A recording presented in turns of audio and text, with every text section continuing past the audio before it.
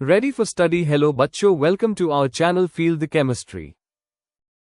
Hello बच्चों, स्वागत है आपका हमारे प्यारे चैनल में फील द केमिस्ट्री, जिसमें आज हम अपना जो नया टॉपिक कवर करने वाले हैं वो है हाइब्रिडाइजेशन। आई होप आप सब अच्छे होंगे और सब मज़े में होंगे।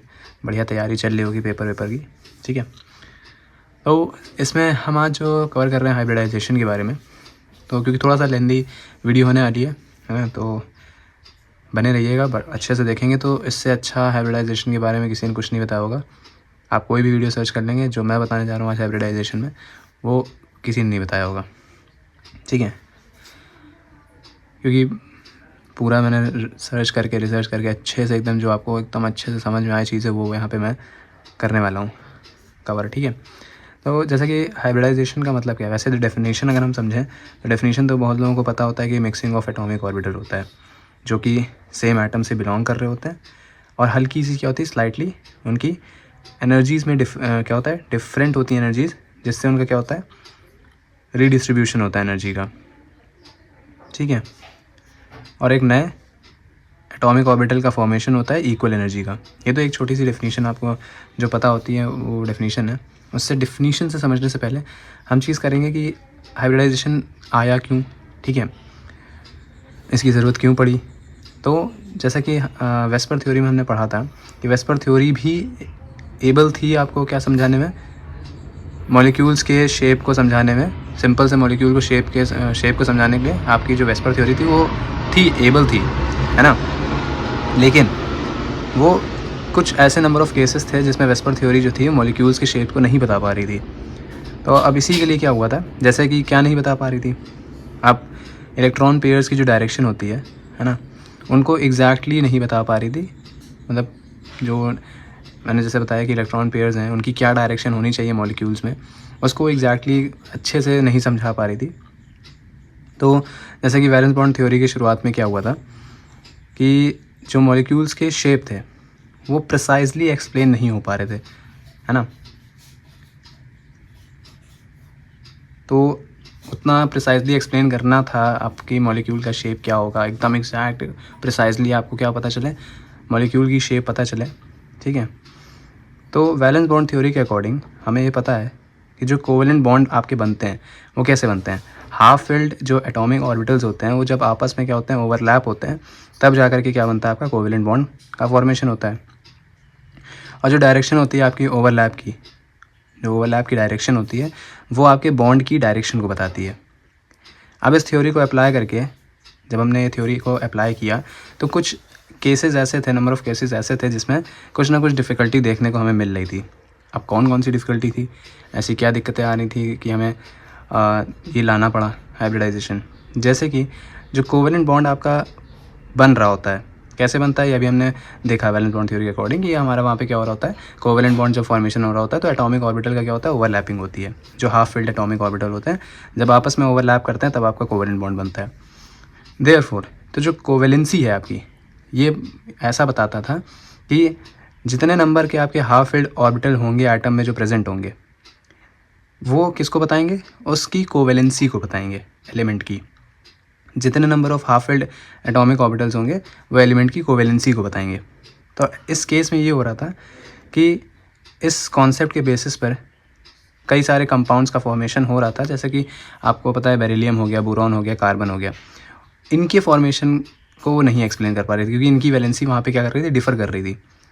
क्योंकि अगर आप इलेक्ट्रॉनिक कॉन्फ़िगरेशन लिखें, है ना, तो कार्बन की आप जैसे लिखते हो तो कार्बन में क्या होते हैं, एटॉमिक नंबर होते हैं 6, हाफ फिल्ड इलेक्ट्रॉन्स कितने बचते हैं आपके, 2, क्योंकि आप लिखोगे 1s2 2s2 2p1, मतलब 2px1 और 2py1, ठीक है, आप ये लिखोगे।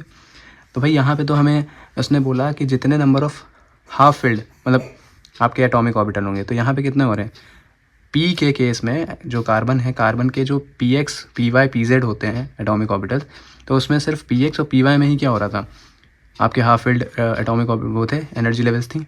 तो उसके हिसाब से आपके कितने होनी चाहिए थी, वैलेंसी 2 होनी चाहिए थी कार्बन में, जबकि हमने पढ़ा है कि टेट्रा वैलेंसी होती है कार्बन की। बस यहीं पे क्या हो रहा था, थोड़ा सा दिक्कतें आ रही थी केसेस, इन्हीं सब केसेस में क्या हो रहा था, वहाँ पे आपकी दिक्कतें आ रही थी, इसीलिए क्या हुआ, हमें हाइब्रिडाइजेशन को लाना पड़ा था, है ना। और भी जैसे बता दूं, बेरिलियम होता है, बेरिलियम का एटॉमिक नंबर कितना होता है, 4 होता है। इलेक्ट्रॉनिक कॉन्फ़िगरेशन आप लिखोगे तो 1s2 2s2 लिखोगे। अब यहाँ पे तो कोई भी हाफ फिल्ड एटॉमिक ऑर्बिटल है ही नहीं, है ना। और बोरॉन के केस में नंबर ऑफ एटॉमिक जो मतलब एटॉमिक नंबर होता है वो 5 रहता है, और उसमें आपके इलेक्ट्रॉनिक कॉन्फ़िगरेशन जब आप लिखते हो तो 1s2 2s2 और 2p1 लिखते हो। तो यहाँ पे कितने हाफ फिल्ड एटॉमिक ऑर्बिटल हैं, सिर्फ आपका एक है। तो इस केस में इसकी वैलेंसी कितनी होनी चाहिए, 1 होनी चाहिए। अब इन्हीं सब कॉन्फ़िगरेशन के बेसिस पे हम ये मतलब यह कंक्लूड किया गया कि जो बेरिलियम है, बोरॉन है और का जो कार्बन है, उनको क्या पजेस करना चाहिए। बेरिलियम तो एक भी नहीं करेगा, बोरॉन आपका एक, और कार्बन जो है वो 2 कोवेलेंसीज देना चाहिए, क्योंकि बेरिलियम में एक भी हाफ फील्ड एटॉमिक ऑर्बिटल नहीं है, बोरॉन में एक हाफ फील्ड है और कार्बन में 2 हाफ फील्ड हैं।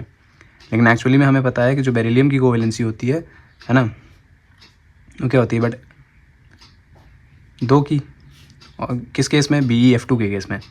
आप जैसे अगर देखोगे तो बेरिलियम जो BeF2 होता है, BeF2 के केस में आपकी बेरिलियम की जो कोवेलेंसी होती है वहाँ पे 2 आती है। जो वैलेंस बॉन्ड अप्रोच था उसके अकॉर्डिंग हमने देखा कि वहाँ पे वो एक भी नहीं बता रहे थे कि बेरिलियम की कोई भी वैलेंसी नहीं होगी, क्योंकि अभी हमने एक लाइन आपको पढ़ के बताई ना, एक लाइन मैंने आपको बताई अभी कि covalency of the element should be equal to the number of half filled orbitals present in the atom. मतलब जो कोवेलेंसी होगी आपके एलिमेंट की वो किसके बराबर होनी चाहिए, number of half filled orbitals के। अब बेरिलियम का यहाँ पे तो आ ही नहीं रहा है ना, तो कोवेलेंसी क्या होगी नहीं उसकी, जबकि ऐसा था नहीं। कुछ ऑर्बिटल, इसीलिए मैंने बताया कि कुछ ऐसे आपके केसेस आए थे जहाँ पे वैलेंस बॉन्ड अप्रोच से क्या हो रहा था, दिक्कतें आ रही थी, तभी हाइब्रिडाइजेशन को लाना पड़ा था। और जैसे बोरॉन का क्या बताया मैंने, बोरॉन की कोवेलेंसी 3 होती है BF3 के केस में, और कार्बन की हमें पता है कि 4 होती है। क्या वैलेंसी किस केस में, CH4 के केस में, CCl4 के केस में, ठीक है, और भी कई सारे हैं। तो इन्हीं सब प्रॉब्लम को ओवरकम करने के लिए उन्होंने क्या सजेस्ट किया कि एक पेयर्ड इलेक्ट्रॉन जो होगा वो अनपेयर्ड बनेगा। जो एक पेयर्ड इलेक्ट्रॉन आपका होगा ऑर्बिटल में वो क्या बनेगा, आपका अनपेयर्ड बनेगा, और दूसरे एम्प्टी ऑर्बिटल में जंप करेगा। जिस चीज़ को लाया गया क्या, एक ग्राउंड स्टेट, यहीं से बात की गई, फिर ग्राउंड स्टेट और एक्साइटेड स्टेट की बात की गई यहाँ पे, है ना। तो कुछ एग्जांपल जैसे हम समझते हैं कि अब हम कार्बन का केस अगर कंसिडर करें तो एटॉमिक नंबर क्या होता है, 6 होता है। इलेक्ट्रॉनिक कॉन्फ़िगरेशन ग्राउंड स्टेट में अगर हम लिखें तो 1s2 2s2 2px1 2py1 ये लिखते हैं हम ग्राउंड स्टेट में।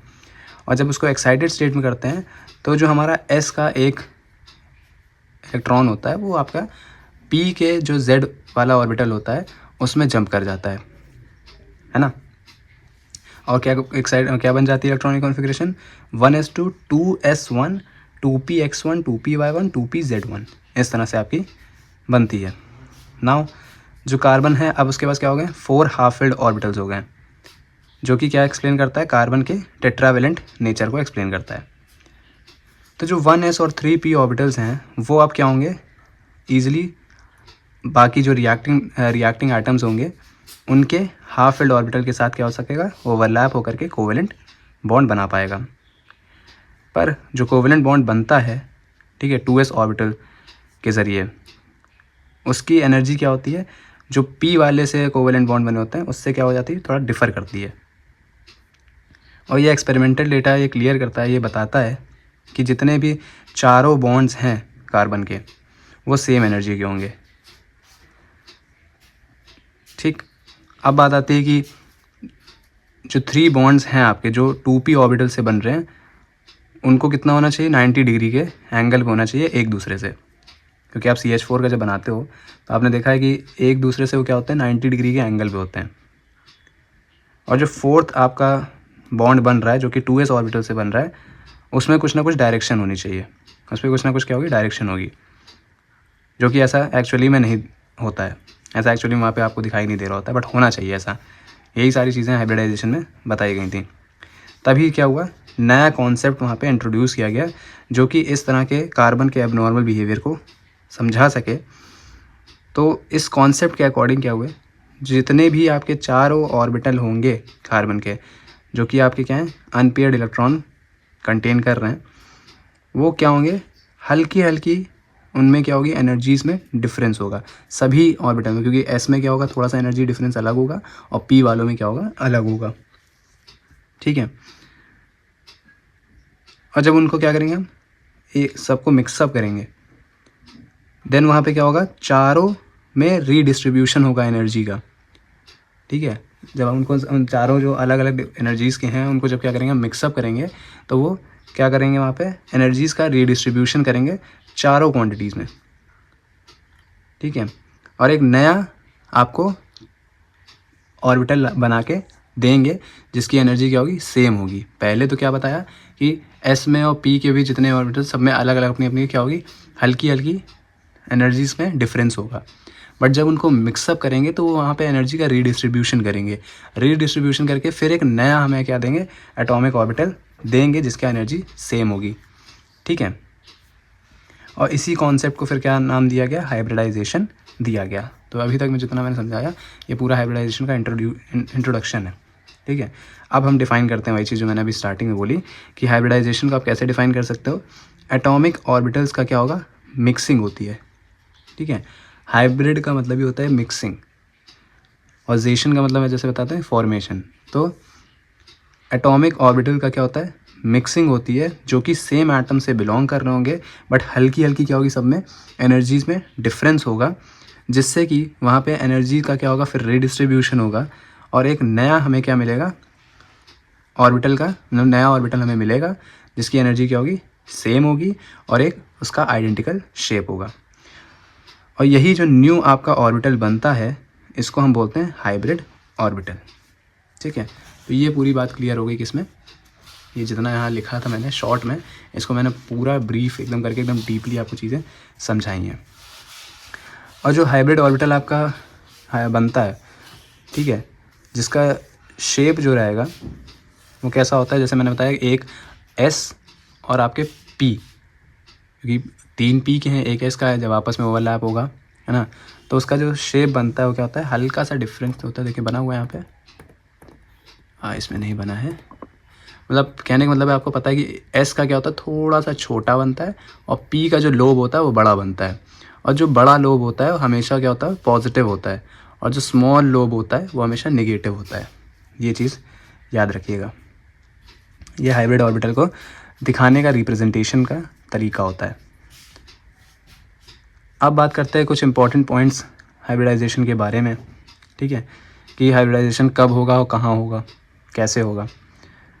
तो हाइब्रिडाइजेशन बस वही ऑर्बिटल्स आपके शो करेंगे जिनकी एनर्जी लेवल्स जो होंगे अप्रॉक्सीमेट क्या होंगे, जिनकी एनर्जीज अप्रॉक्सीमेट इक्वल होंगे और सेम एटम को बिलोंग कर रहे होंगे, वही हाइब्रिडाइजेशन के अंडर में जाते हैं। और नंबर ऑफ हाइब्रिड ऑर्बिटल्स जो प्रोड्यूस होते हैं वो हमेशा नंबर ऑफ एटॉमिक ऑर्बिटल जो आपस में मिक्स हो रहे होते हैं उनके बराबर होते हैं। ये पॉइंट जो होता है हाइब्रिडाइजेशन निकालने में भी मदद करता है। और ये कोई ज़रूरी नहीं है कि सभी हाफ फिल्ड ऑर्बिटल्स जो होते हैं वो आपके हाइब्रिडाइजेशन में पार्टिसिपेट करते हैं। कोई ऐसी बात, कोई ज़रूरी चीज़ नहीं है कि सारे आपके अगर हाफ फिल्ड हैं एटॉमिक ऑर्बिटल तो सबके सब हाइब्रिडाइजेशन में पार्टिसिपेट करेंगे, ऐसा ज़रूरी नहीं है। और ये भी हम कह सकते हैं कि ये कोई नेसेसरी नहीं है कि आपका जो हाफ फिल्ड ऑर्बिटल्स ही होते हैं वही हाइब्रिडाइजेशन में पार्टिसिपेट करें। 2 लाइन है, अलग अलग है, मतलब मीनिंग लेकिन सेम है। कभी कभी कुछ होता है कुछ केसेस में जहाँ पे कम्प्लीटली फिल्ड जो ऑर्बिटल्स होते हैं जिनकी एनर्जीज़ में हल्का सा डिफरेंस होता है वो भी आपके कभी कभी हाइब्रिडाइजेशन में पार्टिसिपेट कर देते हैं। ठीक है। फिर हाइब्रिडाइजेशन कभी भी आइसोलेटेड एटम्स में आपको देखने को नहीं मिलेगा, बट कभी कभी ऐसा होता है कि आपका जब बॉन्ड फॉर्मेशन जहाँ पे हो रहा होता है उस दौरान आपका हाइब्रिडाइजेशन आपको दिखेगा। जहाँ पे बॉन्ड का फॉर्मेशन हो रहा होगा उस दौरान आपको हाइब्रिडाइजेशन देखने को मिल सकता है, लेकिन कभी भी आइसोलेटेड एटम्स में आपको हाइब्रिडाइजेशन देखने को नहीं मिलेगा।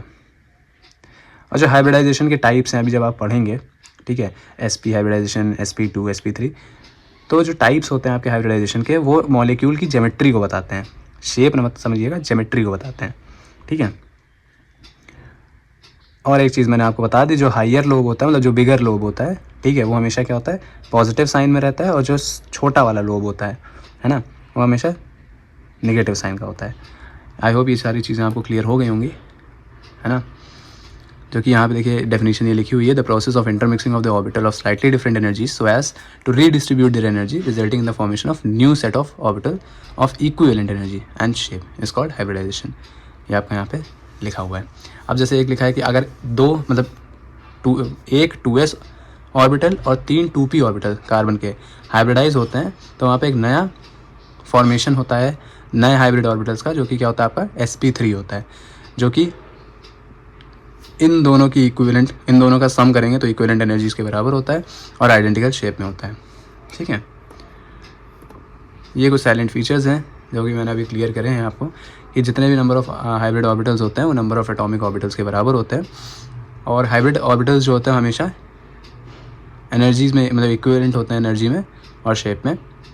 हाइब्रिड ऑर्बिटल्स जो होते हैं आपके मोर इफेक्टिव होते हैं स्टेबल बॉन्ड्स बनाने में प्योर एटॉमिक ऑर्बिटल्स के कंपैरिजन में।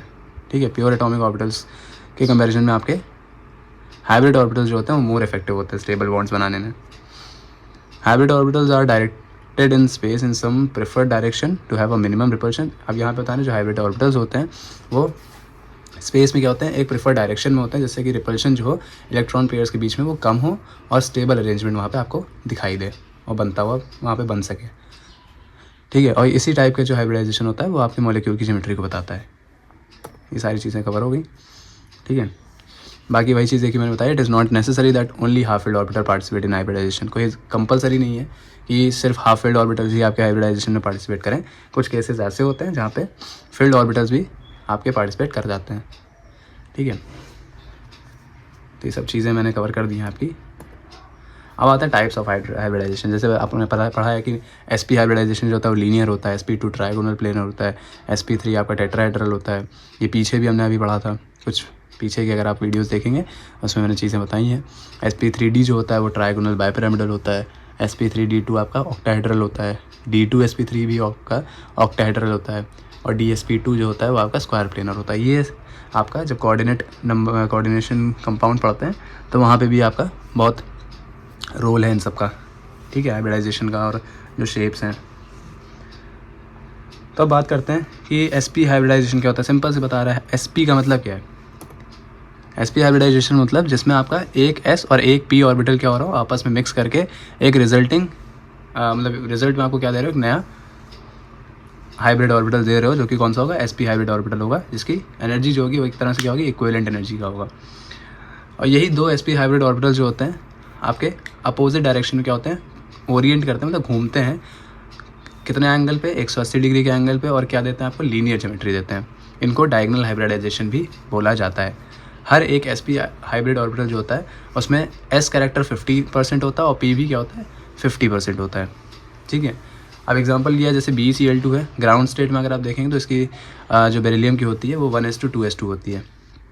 और एक्साइटेड स्टेट में क्या हो जाता है, s का एक ऑर्बिटल जो होता है वो p के शेल में क्या कर जाता है, ऑर्बिट में जंप कर जाता है, तो क्या बन जाती है 1:2s1 2p1। ठीक है, बनता कैसे, अब जैसे बेरिलियम का यहाँ पे दिखाया मैंने बताया ना, एक बड़ा लोब जो होता है वो हमेशा पॉजिटिव रहता है और स्मॉल लोब हमेशा क्या होता है, नेगेटिव होता है। ठीक है, कई और एग्जांपल्स भी इसमें आप ले सकते हो, BeF2 का भी ले सकते हो, BeH2 का भी है ना, और भी ऐसे हैं जैसे कि वो सारे कंपाउंड्स जो कि क्या कर रहे हो, carbon triple bond carbon contain करते हो, जैसे एसिटाइलिन होता है, उसमें भी आपका क्या होता है, sp हाइब्रिडाइजेशन आपको दिखती है। ठीक है, जैसे कि मैंने यहाँ पे बनाया हुआ है Cl का, आपको पता है कि 1:2:2p6 3:3p5 आपकी क्या होती है, इलेक्ट्रॉनिक कॉन्फ़िगरेशन होती है। बेरिलियम की जैसे मैंने बता दी, बेरिलियम की क्या है 1:2:2, लेकिन इसमें यहाँ पे कोई भी आपको क्या है नहीं दिख रहा है हाफ फील्ड ऑर्बिटल, तो हम क्या करते हैं इसको एक्साइटेड स्टेट में भेजते हैं, जिससे हमें क्या मिल सके, एक हाफ फील्ड ऑर्बिटल मिल सके। तो अब यहाँ पे देखिए s में भी है वैसे p में भी है, तो आपका क्या होता है Cl का जो ये pz वाला होता है, आपको पता है कि ये जो होता है ये क्या होता है, px होता है, ये py होता है और ये pz होता है। तो जो एक Cl का pz होगा उसी तरह से दूसरा जो Cl का pz होगा, ठीक है, वो क्या होगा, ये जो Be के हाफ फील्ड ऑर्बिटल हैं इनके साथ ओवरलैप करता है। ठीक है। Cl का ये pz इससे ओवरलैप करेगा, एक और Cl का जो pz होगा वो इससे ओवरलैप करेगा, ठीक है। जिससे क्या होगा, आपके ओवरलैपिंग से ये हाइब्रिड ऑर्बिटल्स आपके बनाएंगे और इस तरह से क्या होता है, इनकी हाइब्रिडाइजेशन होती है, जो कि आपकी क्या बनती है, sp हाइब्रिडाइजेशन बनती है। आप देख सकते हैं यहाँ पे छोटा सा लिखा है, दिख नहीं रहा है, लेकिन देखिए pz होता है ऑर्बिटल आपका, और ये भी Cl का pz वाला है। बेरिलियम में मैंने जैसे बताया जो दो आपके एक s का और एक p का क्या है, जो हाफ फिल्ड एटॉमिक ऑर्बिटल्स हैं, यही क्या करेंगे, Cl के दोनों के साथ ओवरलैप करेंगे, और यहाँ पे क्या बनता है, आपका सिग्मा बॉन्ड बनता है। अभी ये भी बताएंगे सिग्मा, देखिए सिग्मा बॉन्ड तब बनता है, वैलेंस बॉन्ड थ्योरी की जो वीडियो मैं बनाऊंगा उसमें आपको उस चीज़ें बताऊंगा कि कब सिग्मा बनता है, कब पाई। अभी बेसिकली मैं बता देता हूँ, सिग्मा तब बनता है जब हेड ऑन ओवरलैपिंग होती है, ठीक है। आपकी जैसे दो बैल एक तरह से ऐसे खोपड़ी लड़ा दी यूँ करके, ठीक है, तो क्या होता है, वो वहाँ पे हेड ऑन ओवरलैपिंग होती है। एक्सियल समझना है तो जैसे दो चींटियाँ अगर ऐसे खड़ी हैं, मान लीजिए गले मिल रही हैं, दो चींटियाँ हैं ऐसे खड़ी हो गई हैं और गले मिल रही हैं, तो वहाँ पे एक्सियल ओवरलैपिंग होती है, जहाँ पे वो पी को बताता है, ठीक है। जो ऐसे साइड वाइज ओवरलैपिंग आपने पढ़ी होगी अगर बनती है, ठीक है, तो वहाँ पे पी होता है, जो जिससे क्या होता है, हमेशा पाई बॉन्ड बनता है। लेकिन जब भी हेड ऑन ओवरलैपिंग होगी तो वहाँ पे सिग्मा बॉन्ड बनता है, ठीक है। तो ये चीज़ें यहाँ पे आपकी कवर होगी। ऐसे एग्जांपल्स और भी यहाँ पे और भी देख सकते हो। उसके बाद आता है sp2 में। तो sp2 जिसको हम क्या बोलते हैं, साथ ही साथ इसको हम ट्राइगोनल भी बोलते हैं। तो जब एक s और दो p ऑर्बिटल्स क्या होते हैं, सेम शेल के होने चाहिए, एटम के सेम शेल के होने चाहिए, ठीक है। तब वहाँ पे जब वो आपस में क्या होते हैं, मिक्स होते हैं और एक नया इक्विवेलेंट ऑर्बिटल आपको देते हैं, इस तरह की हाइब्रिडाइजेशन को क्या बोलते हैं, sp2। सिंपल सी बात है, क्या समझा हमने। पहली बात तो जो एटम मिक्स हो रहे हैं उनके शेल जो हैं वो सेम शेल होने चाहिए, मतलब ये नहीं कि एक 1 का ले लिया दूसरा 2 का ले लिया, शेल क्या होने चाहिए, सेम होने चाहिए। अगर 2 की बात की जा रही है तो 2 का ही शेल होना चाहिए, जैसे यहाँ पे दिखा रहा है ना 2s1 और 2p1, तो ये शेल जो होता है सेकंड शेल है, तो शेल जो होना चाहिए वो सेम होना चाहिए, जो भी एटम्स आपस में मिक्स हो रहे हैं, ठीक है।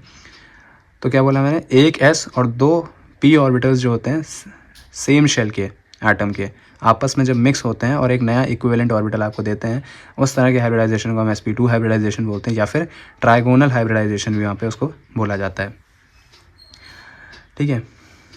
और इनका जो एंगल होता है, बॉन्ड एंगल, वो आपका 120 डिग्री का होता है। यहाँ पे आपका जो s कैरेक्टर होता है, क्योंकि 1/3 है, ठीक है, तो जो हाइब्रिड ऑर्बिटल्स बनते हैं उसमें 1/3 s कैरेक्टर होता है यानी 33%, और 2/3 आपका p कैरेक्टर होता है यानी 67%। 67% यहाँ पे आपका p कैरेक्टर होता है ना, और 33% आपका s कैरेक्टर होता है।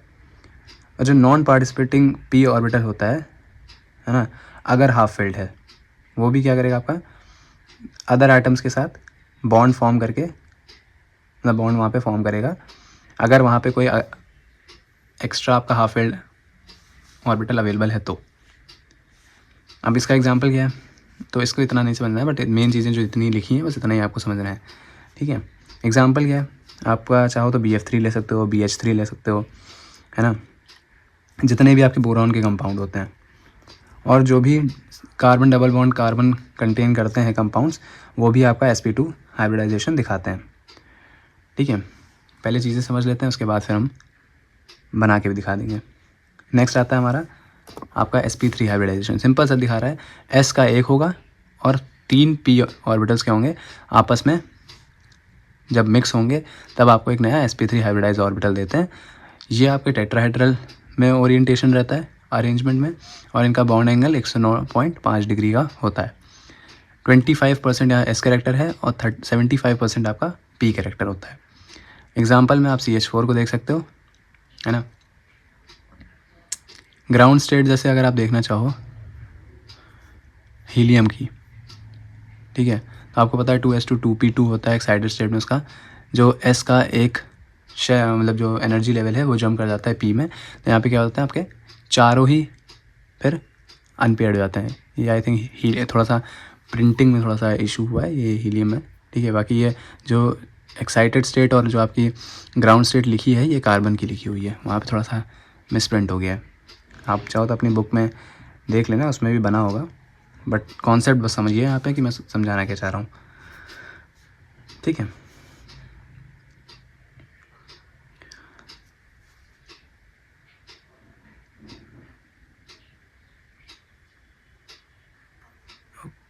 ओके, तो इतनी चीज़ें अगर आपको क्लियर हुई हो तो आगे देखते हैं।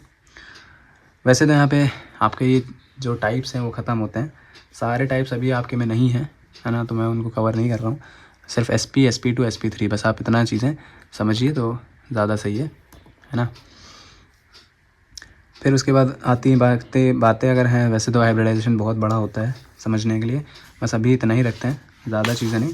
एक चीज़ मैं और समझा दे रहा हूँ आपको कि किस तरह से आपका हाइब्रिडाइजेशन आप निकाल सकते हो। एक उसका फॉर्मूला होता है, वो मैं आपको दिखाता हूँ।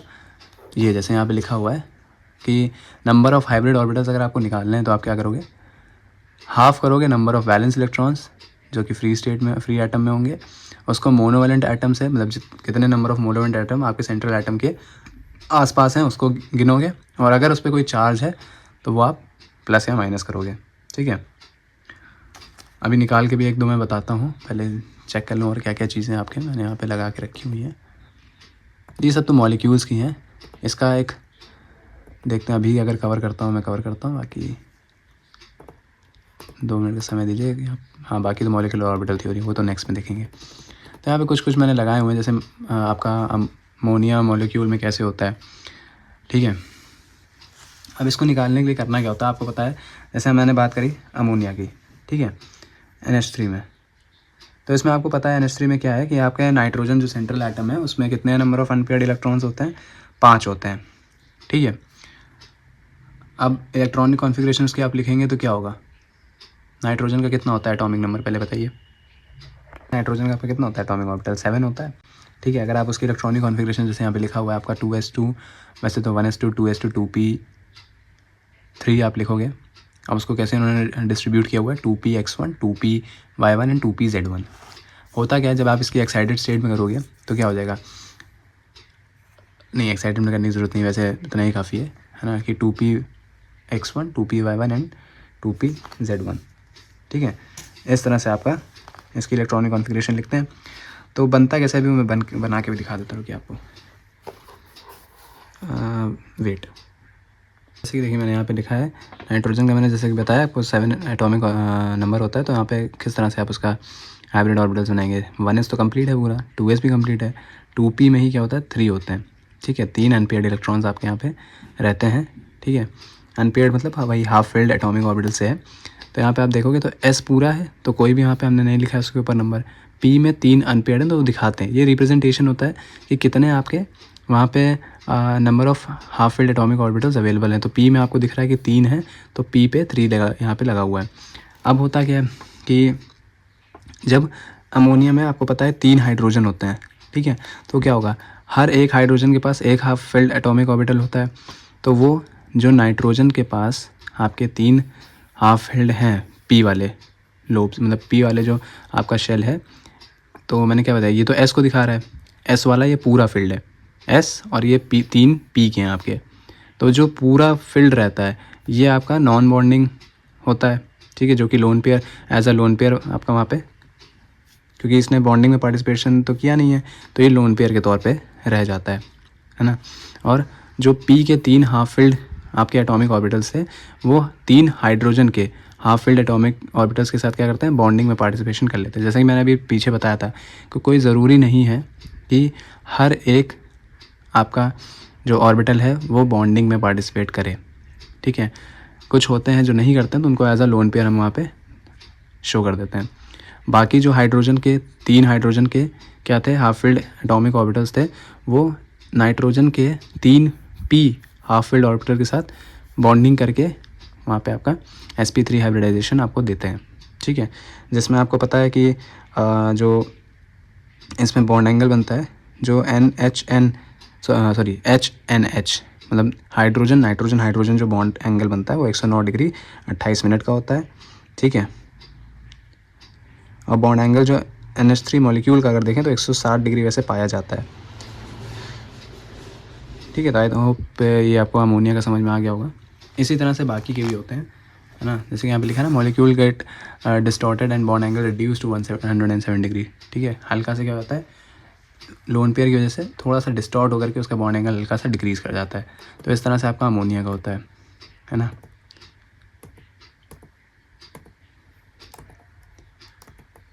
ये जो चीज़ है ये आपकी NCERT की बुक में भी बनी हुई है ना, कि स्क्वायर प्लेनर है तो हाइब्रिडाइजेशन टाइप क्या होगा, एटॉमिक ऑर्बिटल क्या होंगे।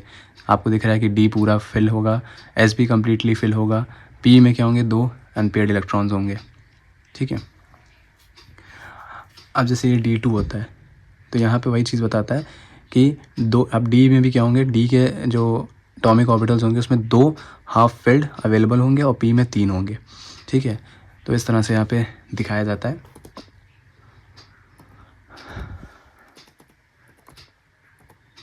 ठीक है, नेक्स्ट हम देखते हैं किसी का, चलिए C2H4 का ही देख लेते हैं। अब देखिए C2H4 में क्या है, आपको पता है कि कार्बन की क्या होती है, 6 इलेक्ट्रॉन्स होते हैं, ठीक है। 1s2 2s2, मतलब एटॉमिक नंबर की बात कर रहा हूँ।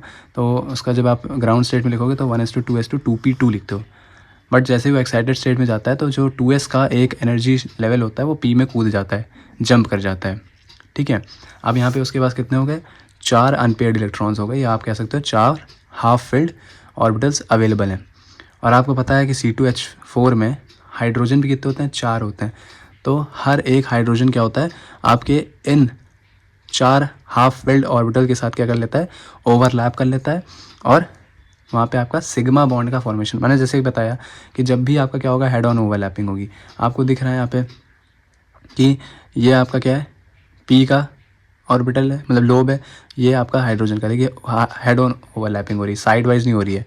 साइड वाइज जब होती है, ठीक है, अब जैसे इसमें दिखा रहा है कि ये वाला जो आपका पी का लोब है, जब वो दूसरे कार्बन के पी के लोब के साथ क्या करता है, साइड वाइज एक्सियल ओवरलैपिंग करता है, ठीक है, जिसको साइड वाइज भी बोलते हैं, तब वहाँ पे आपका पाई बॉन्ड का फॉर्मेशन होता है। क्योंकि कार्बन हाइड्रोजन के बीच में तो सिग्मा ही बॉन्ड बन रहा होगा, वहाँ पे हेड ऑन ओवरलैपिंग है। पर जब कार्बन कार्बन की करते हैं, है ना, तब वहाँ पे क्या होता है, आपका साइड वाइज ओवरलैपिंग होती है, तो वहाँ पे पाई बॉन्ड का फॉर्मेशन होता है, ठीक है।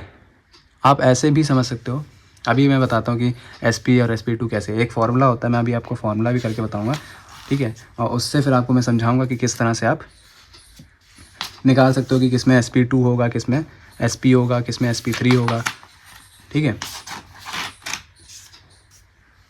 तो एक फार्मूला है, मैं लिख के बताता हूँ आप लोगों को, 2 मिनट दीजिएगा। आपका फार्मूला है half valence electron plus mono atomic, ठीक है, मतलब Ma जो है वो कितने आपके मोनो एटॉमिक वहाँ पे आपके अवेलेबल हैं, मोनो एटम्स, ठीक है, या मोनोवेलेंट एटम्स जिसको आप कहते हैं, कितने नंबर ऑफ मोनोवेलेंट एटम्स या ग्रुप्स आपके अवेलेबल है वो, ठीक है, जो सेंट्रल एटम के सराउंडिंग्स में होंगे, माइनस C जो लिखा है, C आपका बताता है कि कैटायन पे कितना नंबर चार्ज आपका वहाँ पे अवेलेबल है, अगर आपका स्पीशीज़ पॉली एटॉमिक है, ठीक है, जो कैटायन की स्पीशीज़ है वो पॉली एटॉमिक अगर है, ठीक है, तो वहाँ पे कितना चार्ज अवेलेबल है उस पर, वो यहाँ पे इसको बताता है। और A आपके एनायन को बताता है कि अगर आपका जो स्पीशीज़ है, गिवन स्पीशीज़, वो पॉली एटॉमिक एनायन है तो उस पर कितना चार्ज अवेलेबल है, तो उसको बताता है। अब जैसे मैंने NH3 लिखा, आपको पता है कि NH3 में क्या होता है कि आपको न्यूट्रल दिख रहा है क्योंकि इस पर कोई चार्ज नहीं है, तो मैंने पहला लिखा है वैलेंस इलेक्ट्रॉन। नाइट्रोजन में कितने वैलेंस इलेक्ट्रॉन होते हैं, 5, तो वो लिख दिया, ठीक है, और हाफ बाहर डिवाइड में रहेगा।